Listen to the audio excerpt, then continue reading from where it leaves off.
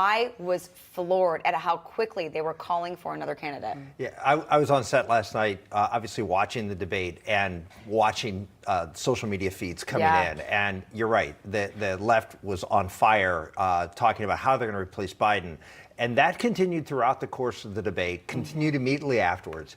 But let me just tell you from listening to that till later in the evening, watching CNN at 1 in the morning. Yes, that's what I do. And then getting up this morning, watching Joe and Mika. All of a sudden, you're starting to see a shift. They're on fire, but there's a realization they're stuck with this guy. So they can't go full blown. You tell think the so? truth. You think they're stuck? They you feel think there's no I chance? think everyone, the Biden folks have put the word out. Joe's going nowhere. So you can go ahead and complain about Joe, but all you're going to do is hurt our chances even more. So Mika was in full protect Joe mode this morning. Now you're starting to see, well, he had a bad night. You know, it was a cold, and what you're seeing is they're going full nuclear on Trump. It's all going to be about how Trump lied, how Trump, was terrible, and you have to understand the Democrats are stuck right now, and so they're going to start to claw back. But what happened last night is undeniable. The key to this race for both candidates was to make the race about the other candidate. You win an election for president, you win pretty much any election if the issue that you can make the race about is the problems with your opponent. Joe Biden made that an easy thing for Donald Trump to do, not just last night, but going forward. This man is crippled going forward. I don't care how many good performances, if they can get him to have one in the future, he is crippled. And Donald Trump is on his way to the presidency right now, barring something coming up with some problem with him that makes him the focus again.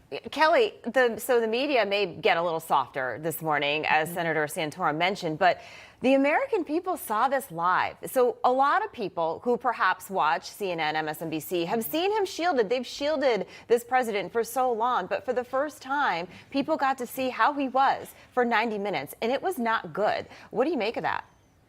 Well, I don't think there'll be a second debate, right? I didn't think there was going to be a first debate. I said on Chris Plant's show a couple weeks ago, I don't think Biden can actually show up, and I don't think his handlers should make him show up because of his obvious cognitive decline.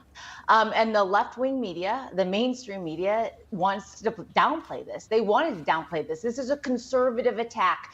These are people that just want to attack Joe Biden. There is obviously no cognitive decline. Well, last night we saw that for 90 minutes, and I felt sad and depressed. And this is Joe Biden. I knew this was Joe Biden. We've all seen him. We all know what he's like, but I didn't think that he'd take that debate stage last night and debate so poorly. Within the first few minutes, it was obvious. And President Trump, to his credit, did a wonderful job. He was stoic. He sat there, and he also showed sympathy to Joe Biden. There was a time when he was like, I don't know what Joe Biden just said at the end of that sentence. I don't think he does either, but he delivered that line with compassion because none of us did.